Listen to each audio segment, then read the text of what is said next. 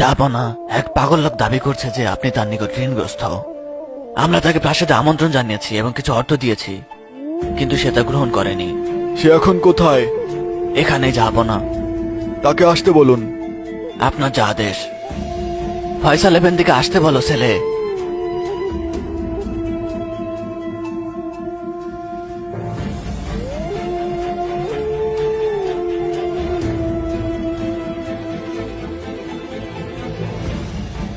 বলুন এফেন্দি, আপনি কি বলতে চান? জাহাপনা, আপনি আমার কাছে ঋণগ্রস্ত। আপনার কাছে আমি কিভাবে ঋণগ্রস্ত বৎস? এফেন্দি, আমি ব্যবসা করতাম। ব্যবসায় লোকসান হওয়ায় দেউলিয়া হয়ে গেলাম, আর এ কারণেই আমি অনেক ঋণের মধ্যে জর্জরিত। প্রতি রাতে ঋণ মুক্তির জন্য আমি আল্লাহর কাছে দোয়া করতাম এফেন্দি। বাবা, জাহাপনা জানতে চান যে তিনি কিভাবে আপনার কাছে ঋণী। আমি যেমন বলেছি, প্রতি রাতে আল্লাহর কাছে দোয়া করতাম। গত রাতে আমার স্বপ্নে আমাদের প্রিয় নবী সাল্লাল্লাহু আলাইহি ওয়াসাল্লামকে দেখেছি এফেন্দি। সাল্লাল্লাহু আলাইহি ওয়াসাল্লাম।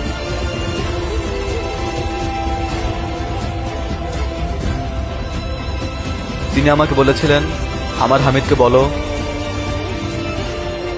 প্রতি রাতে সে আমার উপরে যে সালাতুস সালাম এবং জিকির পাঠ করত, গত রাতে সে তা পাঠ করেনি। যাও এবং গিয়ে তোমার প্রয়োজনের কথা তাকে বলো। তিনি এমনটা বলেছিলেন আফেন্দি।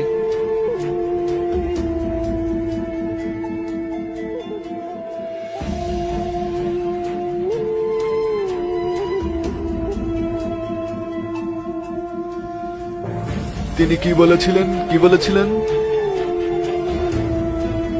আমার হামিদকে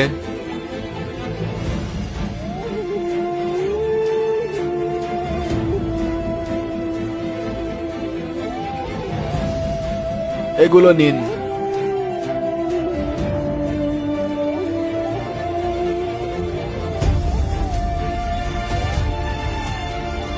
তিনি কি বলেছিলেন তা কি পুনরায় বলবেন? আমার হামিদ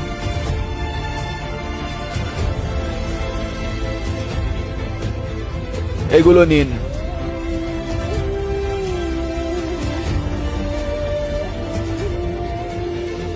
আরো একবার বলুন তিনি কি বলেছিলেন।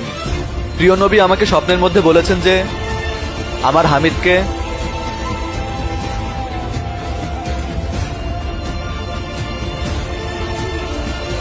এটাও নিন।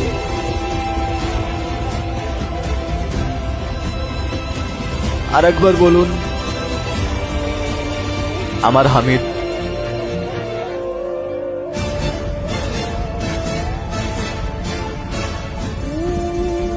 এটাও নিন। বাবা, এ পরিমাণ কি আপনার জন্য যথেষ্ট নয়? যথেষ্ট পাশা, আমি তৎক্ষণাৎ আমার ঋণ পরিশোধ করব।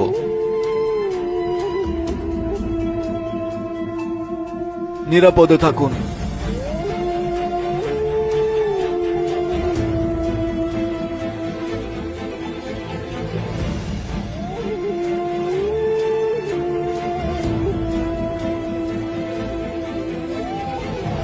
জাহাপনা,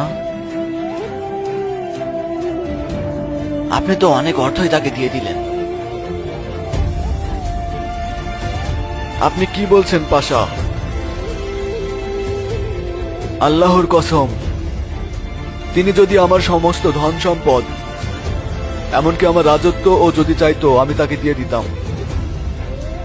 গত রাতে আমি কাজে ব্যস্ত ছিলাম পাশা। কাজ করতে করতে আমি টেবিলে ঘুমে গিয়েছিলাম পাশা। আমি দুধ পড়তে ভুলে গিয়েছিলাম। ভুল হয়ে গেছে পাশা। আল্লাহ আমাকে ক্ষমা করুন।